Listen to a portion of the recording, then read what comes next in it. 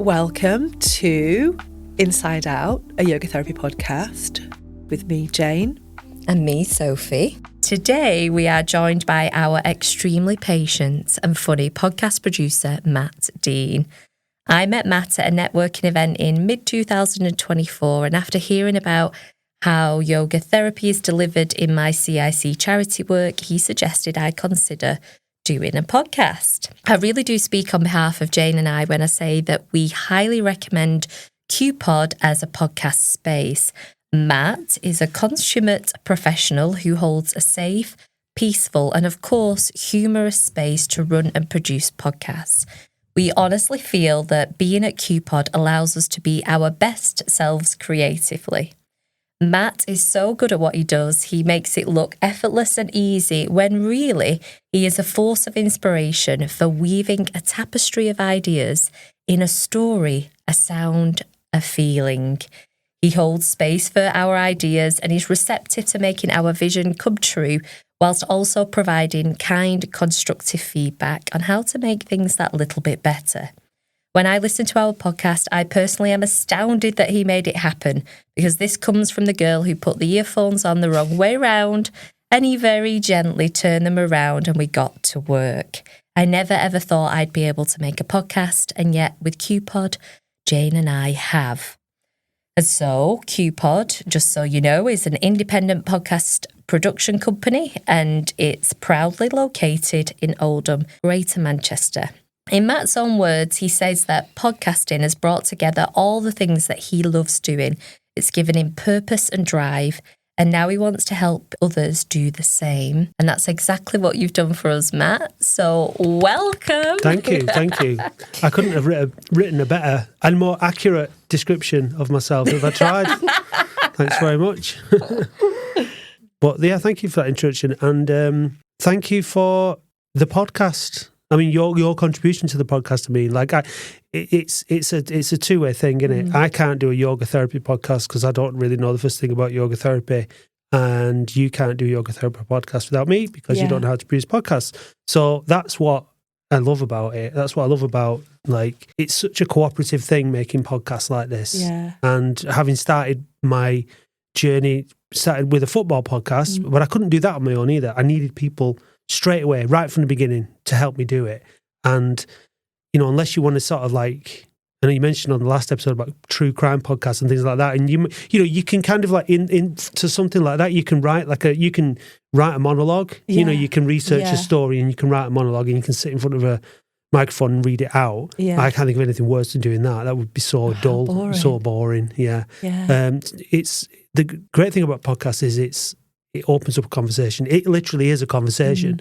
And that's why I like this style of communication, I guess. So it's been brilliant. It took ages for this to come about, this podcast. Yeah, and it started as something else, didn't it? Yeah, that again, that's a great thing. I love just you figuring out what the right thing is over a bit of time and a bit of patience. And you were doing Jane's course, weren't you? That's right. That's right, yeah. So you didn't have the time or the capacity to do this as well. And I always think that when you meet good people and you know that good things are going to happen and you get a good feeling about something, things will figure themselves out. Yeah. Exactly. Because, I mean, I was just a guest on your original one, wasn't I? Was I your first guest? First and only guest. Only guest. On the podcast that... Yeah, but it was what we did was we took that original. So episode 1 of this podcast is what was going to be episode 1 of your other podcast, which was the move and heal thing. But then we repackaged it and then we re-edited it a little bit so that it was kind of like, you know, because you were brought in then to co-host this podcast instead. Yeah, and so that was recorded quite a long time ago. Over a year. Is it? Wow. Yeah, it must be. I mean, it was well before I got this studio. It was in the office in there and stuff. So, but yeah, I mean, it's just... Thanks for having me on. I don't know what we're going to talk about, but then that's not my responsibility. You're the host, not me this time. So I can like that though. Yeah, I can just sit here, cross my legs, and just we can chat. But it's nice though. I've enjoyed listening to all the previous episodes, and that's the great thing about what I do is I get to listen to lots of interesting conversations. Yeah. So I really am like it's a blessing because I get to learn a lot. You know, my one of the other podcast I've been working on at the minute is Sober Freedom podcast. You know Lisa, actually, don't you? I do know Lisa, yeah. She came on one of my retreats years ago. Right. And it's inspiring. And it's, what you listen to is important, and it affects who you are. What we were saying before, wasn't it? Exactly. Like what you're feeding in. Exactly. So that's why it's important for me to make and help produce things that I know are going to have value and add value to society and help people individually and help me. I can't imagine sitting here having to listen to someone produce a Love Island podcast for someone, for example. Well, it might bring in a bit of money. I'd rather not. I know. I'd rather not. Sod the money. I don't care. Because I could go down that road and do entertainment stuff and things like that. Well, I mean, maybe in the future when I can afford to pay somebody else to do all the editing and do all the stuff, and as long as I don't have to expose my ears to it. But at the minute, it's I had to spend a lot of time, my own time, listening to conversations, editing things, putting things together. So it's a value for me to be learning. So yeah. And I think one of the things that I've always enjoyed talking to you about is how you always link our yoga discussions to politics and how you're seeking to make change in your community. And even just before, you were telling us that you often speak to people and who feel like society just is as it is, and it's the way it's been for a long time, and that things are just as they are and that we can't really change anything. And you're regularly having conversations with people going, well, hang on a second, if we just take a step back, we can see things from a different perspective. And I think, I've always enjoyed chatting to you about that. Well, that's when I first started school, primary school, I remember my mum telling me this. They were talking about guerrillas, and I was pointing out to people that there were guerrillas in Lebanon. Do you know, like the guerrillas? I didn't like guerrilla warfare. Like, so I guess, I don't know, I've always been like aware of the bigger picture and the world around me and stuff like that. And it's really interesting that what you were talking about in the previous episode about stress and awareness and all that kind of stuff and being bombarded. It's just like, so we're recording this now, it's just coming up to the end of end of March, beginning of April. And last April I went away on my first proper holiday in years, as in like pool, balcony, nothing else, switch phone off, do nothing, proper relax. I've had some trips away, I've been to India, I've been to America, I've had some trips and stuff, but I'd not done anything like that, and I desperately needed some sun and just do nothing. And but one of the big things for it was to turn the mobile phone off for a week, just not look on social media and not, because it's difficult when you're aware of the world and aware of the situation and aware of the problems that we've got in society, and you feel like you want to contribute towards doing something about it in your own small way, but it's stressful as hell. It is. It's really stressful because, and especially now, you're constantly switched into it, and I've coming up to a year now since that last holiday. I'm sick to death of my mobile phone. I'm sick of it. Yeah. I just want to just lob it in a canal. It in the river. Just get rid of it. You know what I mean? Feeling. But at the same time, it's like, well, so it's keeping me informed, and it's finding that balance between being informed, being switched on, and being switched off. Again, for me as somebody who's listening into this podcast, because I'm producing it, it always helps keep these things in the front of my mind rather than allowing them to just disappear out into the back of my mind. And I think that's really important. And we spoke about before, because you spoke about on one of the other episodes, or one of the earlier episodes, about the new year. Oh yeah. And because this has always been, I've always found it ridiculous that the new year is in January, in the dark, in the middle of, it's stupid. It's not new year, is it? It's middle of winter. And we're coming up to spring. It's spring now. And it feels like the new year. And it feels like you can start living outside again. And it feels like you can start changing the patterns and the things that got you through winter. Yeah. Because winter's, it's not, I don't mind it, but it's not the easiest of seasons, is it? Because it's cold, it's dark, it's wet, and all that kind of stuff. So you take solace in your phone, you take solace in movies and series and whatever it is, books or whatever it is, but like you kind of go a little bit more inward, don't you, and sit in and whatever. But now it's like there's a change in season, and I feel like, right, okay, now is the time to start going camping again and getting out into nature and doing things, and it feels good. I guess it's the change in the season and the change in opportunities that brings that gives me that kind of feel like I can detach from my phone. Because we are just all getting so obsessed with them. It's just they're a scourge, aren't they? Well, they're designed to be addictive, aren't we? That's something that I always, when we talk about this idea of accountability versus what is going on around us, our environment externally versus the environment internally, we cannot forget that Silicon Valley have confessed the sins and told us that they designed it to be addictive. It plays into that neurophysiology of the seek and pursue hormone of dopamine. Obviously, we're addicted. They designed it to be that way. Well, Steve Jobs his favourite book was The Autobiography of a Yogi, wasn't it? That's right, yeah. Which I've read, by the way, cover to cover, believe it or not. Yes, believe you. Oh, yeah. It's a brilliant book. It's brilliant. Yeah, and also, obviously, they will employ, like, psychologists and and they understand the human condition. They use all this information to maximize your addiction to the device so that they can maximize the revenues that they make from it. And it's kind of like, I think it's a really interesting like progression of these tech types who you imagine in California, like living like, sunshine and like, studying the autobiography of yogi and doing yoga and retreats and sort of getting into like drinking matcha tea. Yeah. And then, and maybe setting out with like good intentions, but then it's almost like your bad guru thing. It's like after a point with this whole thing, it's like, my spiritual teachings mainly come from Star Wars. It's like they start off as Anakin Skywalker, and then he becomes Darth Vader. Yeah. The dark side, the good, and all that. I mean, George Lucas took all that from from religious scriptures and folk stories and all that kind of stuff. But it's a very fine line, isn't it? Yeah. Between taking all that on, getting all that learning, that building yourself up into something, and then what do you do once you've got that power and that influence for good? Yeah, exactly.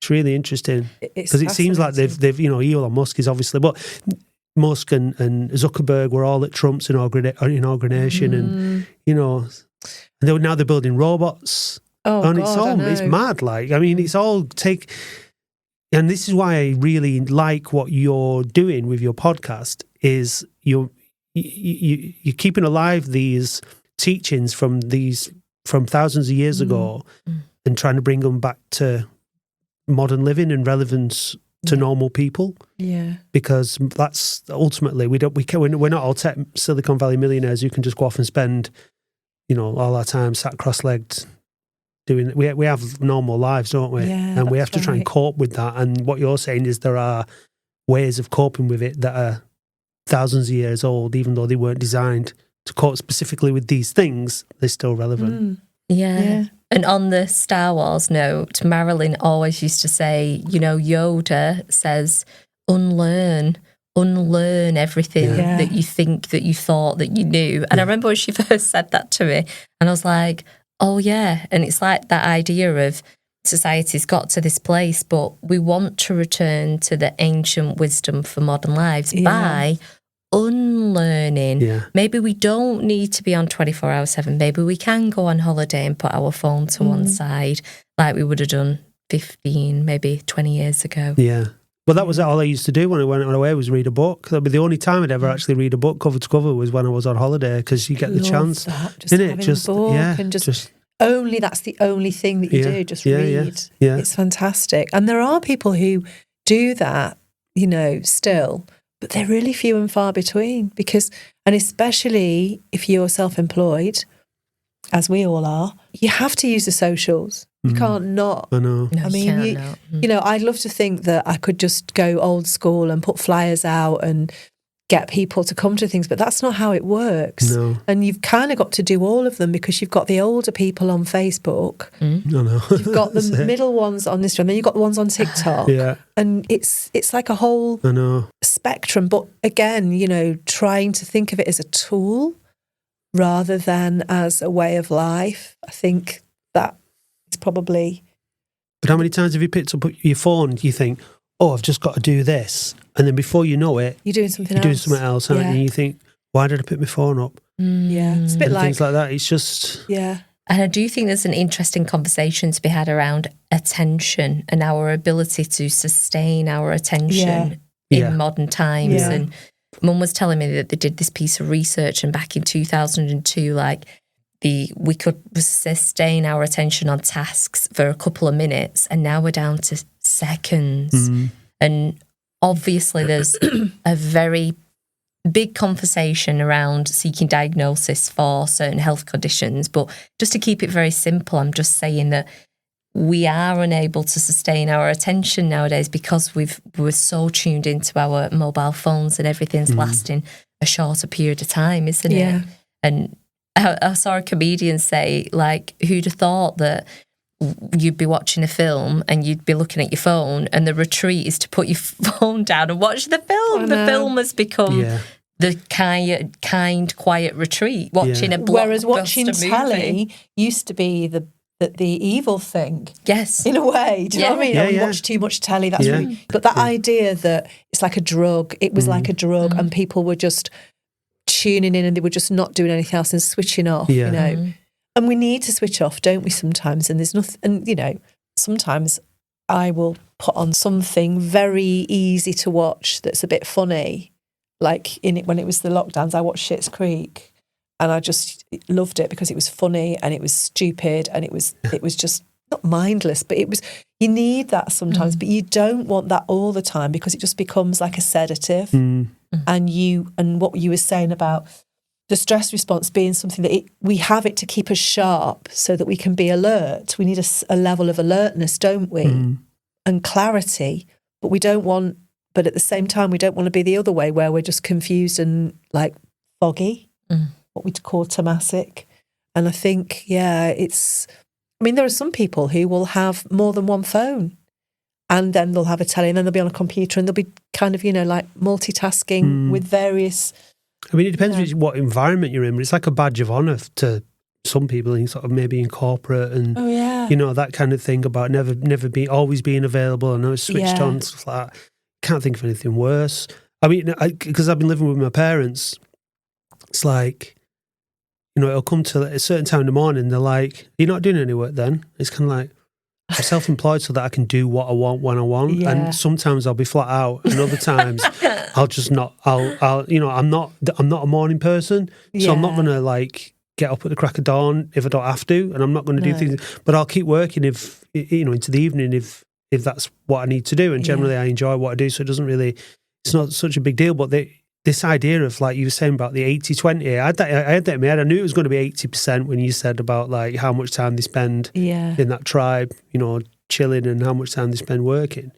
And the way it's been flipped on its head, the idea that technology was supposed to free us all up so that we could go back to a more kind of relaxing lifestyle, because technology would pick up the heavy lift. It's just not the case, is it? It's not. And the whole thing about AI as well, and all the stuff that's going on, like those robots. I mean, all of it. It's just, it's not what we're made for. It's not what we're designed for. We're not, we are analog, natural, organic creatures. Technology and, anything which has been sort of mechanized is helpful.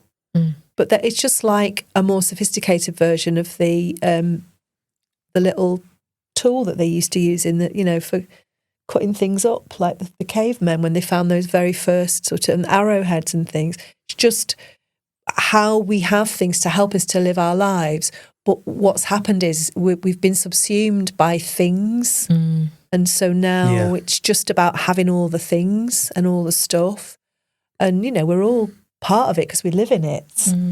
But it's not normal, though. It is. It's not right. No. Like, I mean, it's kind of depends two ways of looking at it. Like, you could say that if everything is as it's meant to be, then this is exactly what things are supposed to be like. Yeah. It's supposed to work like that. Yeah. Or you could say that it's gone drastically wrong. But how can you say it's gone wrong? If it is what it is, then So it's kind of like we are where we're supposed to be right now, and well, of course, otherwise we wouldn't be where we are. So it's like, but I guess it's kind of what's next is the I think that going back to ancient wisdom, however you want to package it, and in whichever form it is, I think we're too quick to have dismissed it, and I think that probably the major religions that we have on on earth now are probably the reason for that, and science as well. So those are the three, newer religions, Christianity, Islam, Judaism, things like that, kind of come in and, got rid of our more paganistic connection to earth type of religions, and then we've had science as well. So it's kind of like these things are always, because I guess as humans we're always looking for something that's better. Yeah, that's it right. doesn't mean that it's actually better though, does it? No, and that's the problem. So it's how do we go back to this, the wisdom that was gathered over hundreds of thousands of years. One of the most interesting books I've read recently is *Sapiens*. Oh, it's brilliant. So good. It's so good at helping you understand the evolution of our species and what we've created in order to... Yeah, and how quickly, and what... There's that timeline, isn't there, where it's like, this is just a tiny, tiny... I think, is that the book where it talks about it in hours, and that this modern era is like just a few minutes? Or no, that might be another book that I read called Primate Change. Right. And that's really brilliant as well. And again, looking at what a tiny, tiny sliver of the history of our species this period is.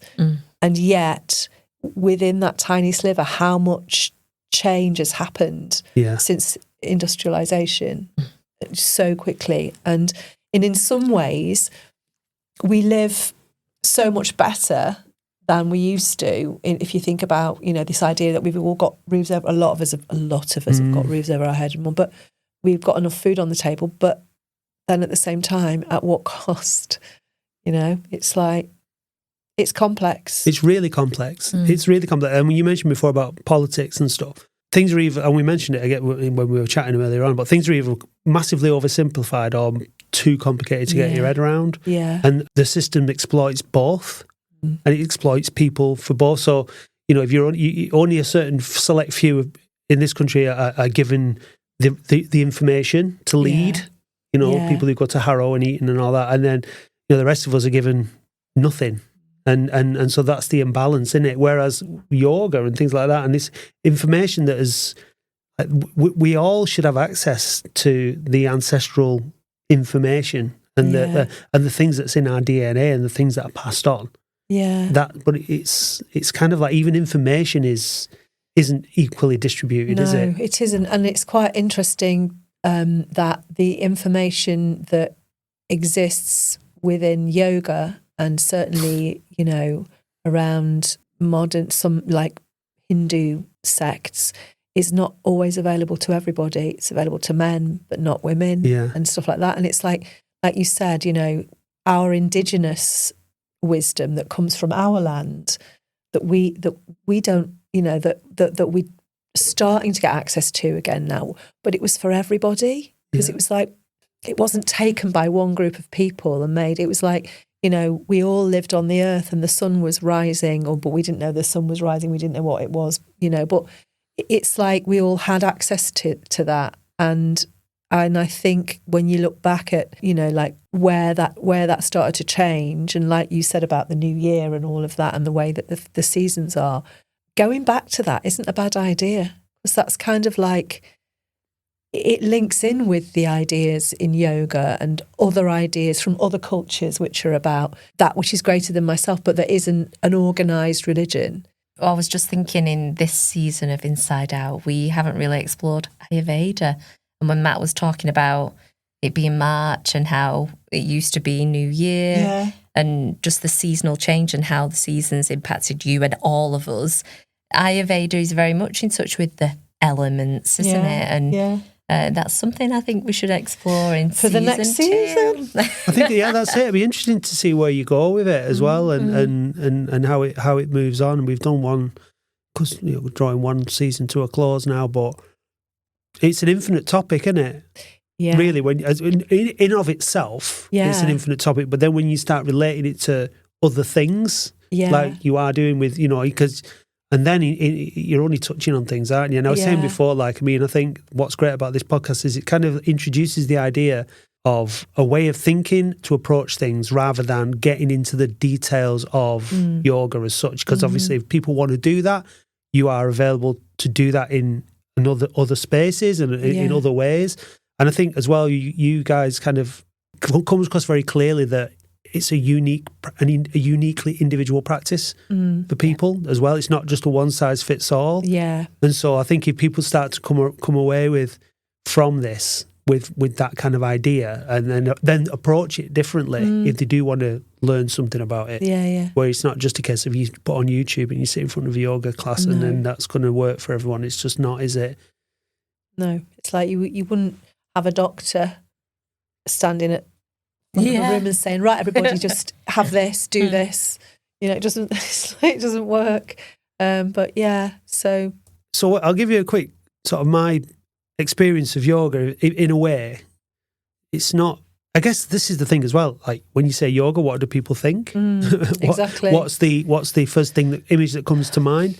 When I lived in Ireland, my ex was part of this meditation group, this Japa yoga meditation group, and it was all mantra-based stuff, right? And so they used to started off a really small group in Dublin, even though it started off down in the country, which is everywhere outside Dublin in Ireland. Yeah. Everyone's just called the country. But they were setting up these groups in Dublin and they were doing it in our living room, and it was like mainly these groups of women sat around like doing these meditations with scarves around their head, like, and it was all a bit weird. And I was like, they're like, get involved. I'm like, no, I'm going to the pub. Anyway, long story short, there was like, you know, I was struggling with different things, and so I wanted some help, I guess, in order to make myself feel better and to help the situation that I was in. I was unhappy over there, and the marriage and the relationship wasn't great and stuff. So I eventually started going along dragged along, hated it, felt completely out of place. It was mainly, you know, there were men there, but it was mainly women, and it was all a bit kind of, oh my God, what the hell am I doing here? But I did go to this thing. They called it family systems, and it was like going back and looking into like your healing family ancestral trauma and things like that. And I went along to it. I didn't have a clue what I was going to, and we sat in this circle, and there was all these different people there.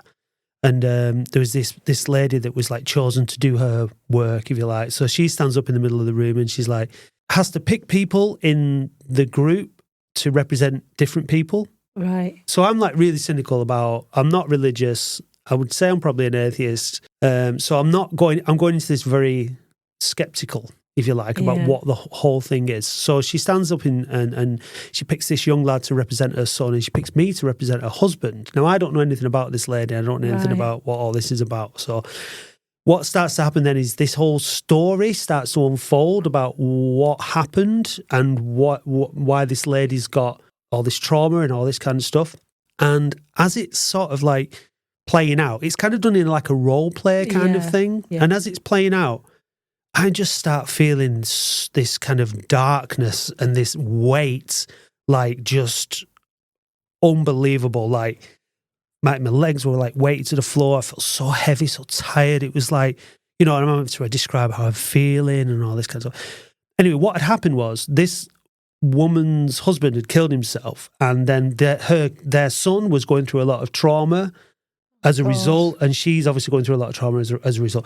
And this whole thing started playing out, and I'm like, I didn't know what was happening, but I felt this energy in my body, and it was really, really weird.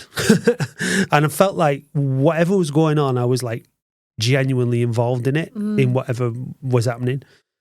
And then I went home, I think it was 4:00 in the afternoon, and I was so tired, I went to bed, and I woke up the next morning or next afternoon, and it completely wiped me out. So it was like, that experience was so weird, and I couldn't explain it. And it was kind of with the same people that were doing the meditation and stuff. Right. It kind of piqued my curiosity in terms of like, what is all this about? What is this thing about energy they were talking about? A lot about energy and, you know. So I started doing the meditations and stuff, and ended up going to India, and it was, some of it I thought was bollocks, and some of it I thought was really good. And I did get a lot out of it, and it was a useful exercise. Yeah. But it kind of took something that was very quite dramatic. Yeah, it was. It was honestly, it was one of the weirdest things I've ever experienced. Yeah. What do you think about that, Sophie? One thing I just want to say about that conversation right there, thanks for sharing that, is that how Jane just said the word dramatic, and I was thinking, or it could have been traumatic. Yeah. I'm not a massive, I would what I'm thinking there is that they didn't know you, they didn't know how that was going to play into your life. Yeah. And there was no boundaries around that. And that certainly is not yoga. No, it wasn't yoga. That wasn't yoga, and that wasn't sort of that wasn't pitched as yoga. But I guess it just gets you interested in things that are outside your normal way of thinking, and sort of like, because that thing about connecting to something greater than yourself, and what does that mean? And you get a lot of people who, it was because it was Ireland as well, so they were all very religious. Yeah, they were all like Catholics, but they're also embracing like these Hindu chants and all this kind of stuff. So there was like this thing about spirituality involved in it, which didn't relate to me, because that's not my understanding. So, but then you're chanting these like Buddhist mantras, these Hindu mantras, even Islamic mantras, and all this kind of stuff, and told that they move energy inside you, and that's what they're for, and they help do all this stuff. And so it was interesting. And I went to the Himalayas, and we did these like meditations up there, and it was incredible. I came back with so much energy. It was unbelievable. Like, I was getting up at like 4 or 5 in the morning to do meditations because I wanted to, and I had the energy to do it. And so that you have these experiences, and it makes you wonder what you're connecting to, what's going on, and so I've kind of all that. I'm intrigued by that side of it as well, but then just life just carries on, and you just kind of get out of the habit. Get out of it, and Yeah, I think what you're talking about there as well is that with sound, any sound, the meaning that you bring to it is what makes it powerful. So what we call bhava, this idea that, you could chant just, you didn't have to be any language. It could just be a sound. But what you bring to that is what makes potential to change or to shift, and to feel that you're moving, if you want to call it energy, but you're moving your own personal energy away from something which maybe is quite heavy and dark to something which feels a bit clearer, because the sound, and what we were talking about, the vagal nerve and vagal tone, sound is really powerful for that, and especially like repetitive sounds, so singing, chanting, sounded breathing, any of those things stimulates it. So it's helping to really calm you down. So, and again, when your nervous system is calmed down like that, you're much more open to things as well. I mean, there is also the thing that I see a lot when people go on retreats, and that is that, sometimes our imagination can get involved as well. And then we'll talk about this when we talk about breath work. People can hyperventilate and have a really amazing experience because they do fast breathing, and they go into like, and they'll say, "Oh, I had a spiritual awakening." It's like, no, you just hyperventilated. But I think what you're describing is probably a bhava, a shift in your own, in what's, your own mind, and where you were going with it, and wanting to, also that thing of wanting to find a place that's clearer and brighter and steadier, because that's what we all want. We all actually, inside of us, whether we're religious or not, we all seek peace. Yeah. Because that's actually what we had when we were very first born. I think that's one of the things that I took out of it, was the fact that I didn't have a connection to any religion or anything or spirit. I just looked at it as from how it made me feel and what happened to me. And that's the thing that I'm not looking for God or anything like that, and because I don't expect to find it. So like, it was just it made me feel, I enjoyed it. It made me feel back to a point, and but there is like there is a, I guess what it did was connected me to that thing about that there are practices and there are things like yoga that are developed over a very, very long time, that are written out and studied and all this, and there's a cause and a reaction and an explanation for all this stuff, and it's lost to us, and then you're given it by, there's different, I know that whole thing with a bad guru and all, there's you're given to it by people who aren't necessarily qualified to give it to you, or it's a minefield, isn't it? In order to find the right things that work for you, because we are so, as a society, detached from it. There's just... Yeah, exactly. It's interesting, though. It's great that you did that. And, and I always say to people when they say, well, I don't do it anymore, I'm like, well, yeah, but you had that feeling once. It means you can have it again. Yeah. Because that's something that you actually felt in yourself. And so sometimes when you feel overwhelmed, it's really useful to go back to that. So like for you, go back to the Himalaya and be in that place when you were getting up early in the morning, you were doing that practice and you felt great. Yeah. That can be enough. I think I'm getting to that point again. I actually did some like meditation like last week because we were getting up at 6:30 to walk the dog, which was horrible. And then I was just exhausted all day. But then because it was like up at 6:30, walk the dog till 7, then I've got like a couple of hours before I'm going to be in the office and stuff. So like, I was just sat down and did some of the meditations for like I'd not done for years. So that was quite nice. But I think as well, I think the thing about my mind being constantly full of stuff and I'm overwhelmed. It was when we spoke, because you came into the office, like we were doing some exchanging sort of services for a while, weren't we? In some time and like alternate weeks. And, I was talking to you about, I was quite overwhelmed because like personal circumstances and everything else. But now it's almost like a different type of overwhelmed. It's kind of like an overwhelm of overexposure in a way to things, and like with information and phones and work, and it's kind of like non-stop. So I think probably the fact that those meditations I've done it again in recent times probably it's my desire to find that peace and that tranquility again, which starts with putting that bloody phone down a bit more often and taking some time to have some peace and quiet. Exactly. Plug it in, put it on in another room. Because people take their phone into every room with them. Yeah. And you don't need to. I know. Because it'll ring. It's important. And this is us who grew up without them. Yeah. We're behaving like that. So imagine if you're younger and we've always had a phone, it's just going to be like losing a limb if you don't have it with you. Definitely. I see that. I see that in young people. They could almost have it. Well, like that Years and Years program, that Russell T. Grant thing, where she had her phone implanted into her hand. It was like a dystopian thing of the future. And then she was going to get her eyes done into cameras. Yeah. Do you know this idea that you actually become a walking device, I mean, that's, we don't really want that, do we? But it's not that far away. Well, no, so it's not. It's great that you've done some meditation this week. Go. Yeah. Well, again, like I said, it helps to be exposed to, these conversations and things like that, doesn't it? Yeah, I think so.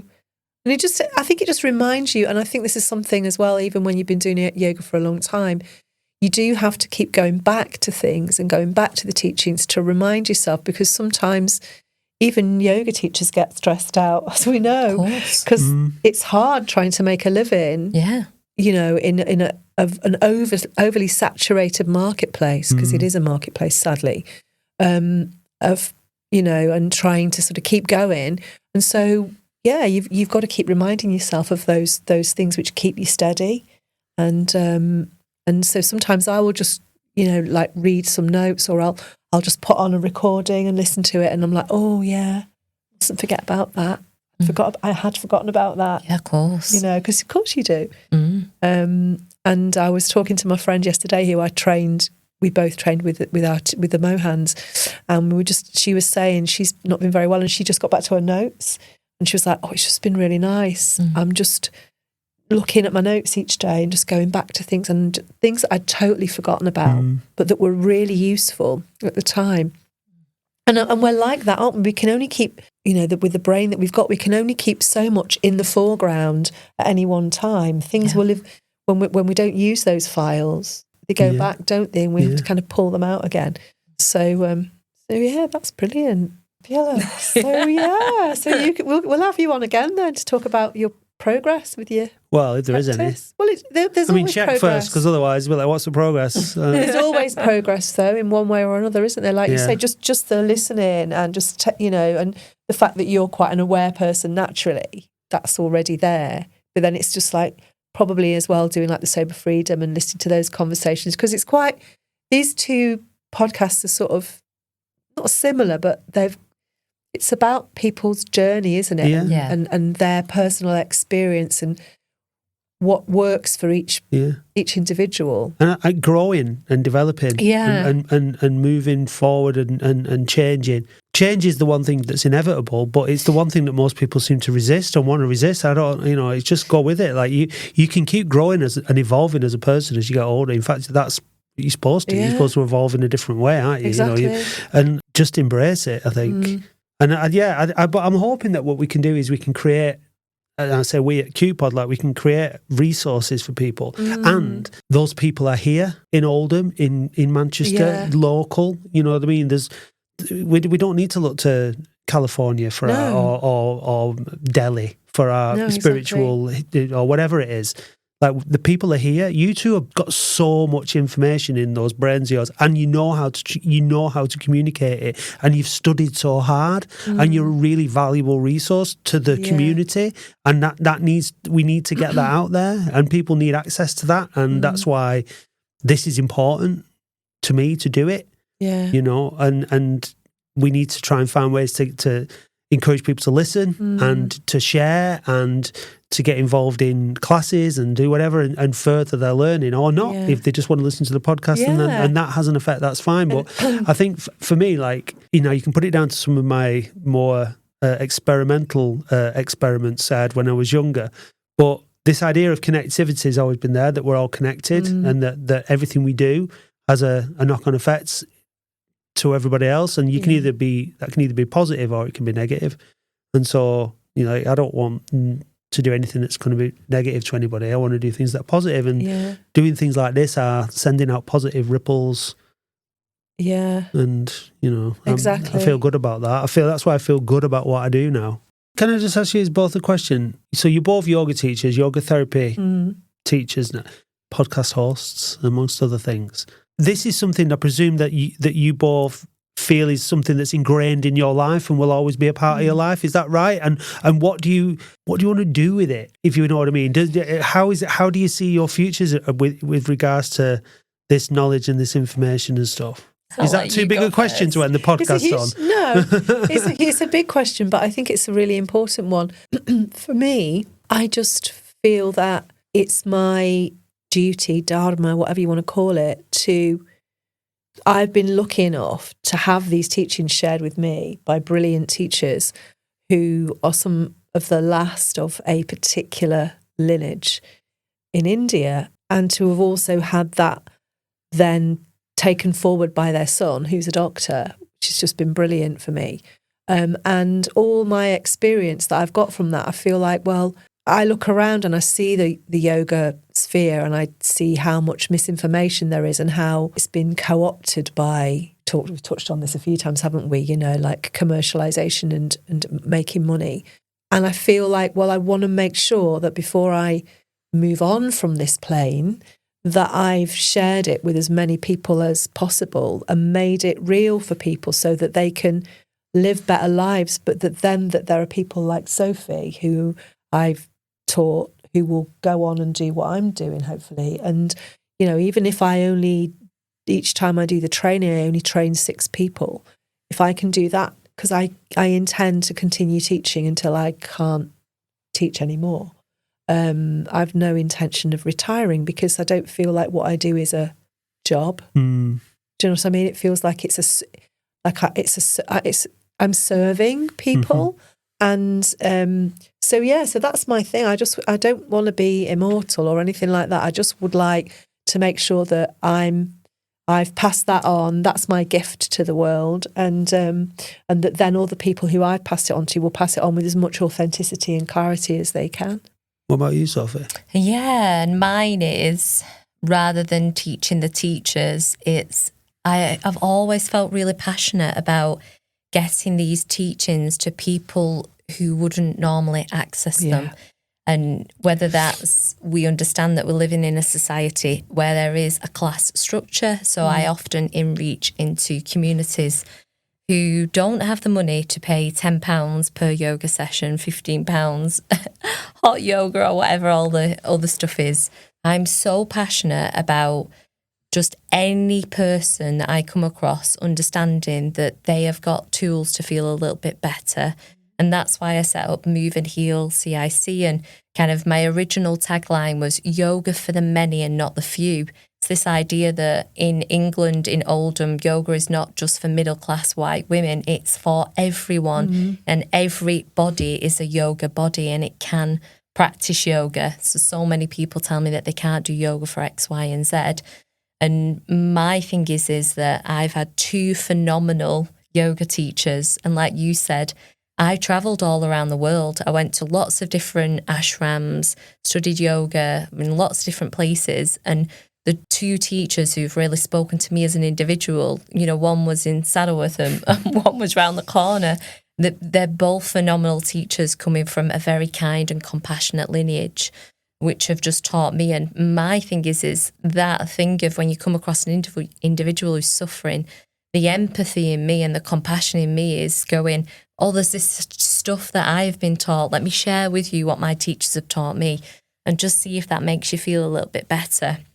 Move and Heal we've just found out we've got this huge grant. We've got the biggest ever grant. Yeah. Brilliant. From the National Lottery to provide free chair yoga to anybody who wants to attend, but these sessions are going to be in Failsworth. And it's just that thing of, someone once said to me, if it's your calling, it will keep calling. Yeah. And we all know that yoga teachers work tirelessly. And even one of the students said to me, oh, well, you'll be a millionaire now. And I was like, huh? I was like, no, like, we're not in it for the money. No.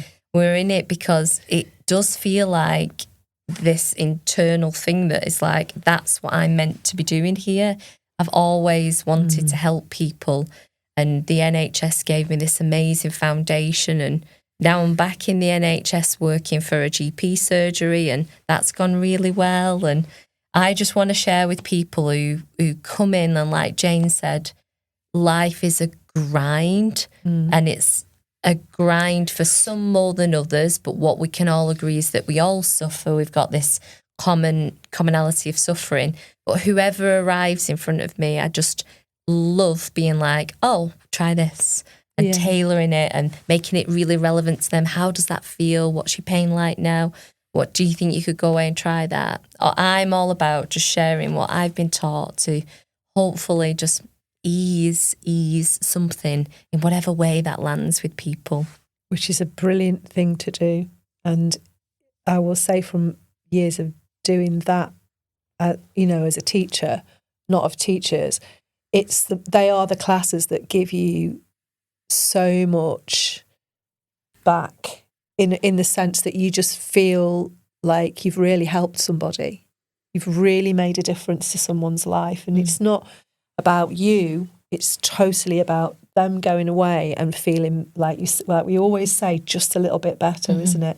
And if that's, I always say, if that's all I've managed, like at the prison, if one young man goes away from that and improves the quality of his life and helps him to make better choices, then it's a success, because that one person will tell other people.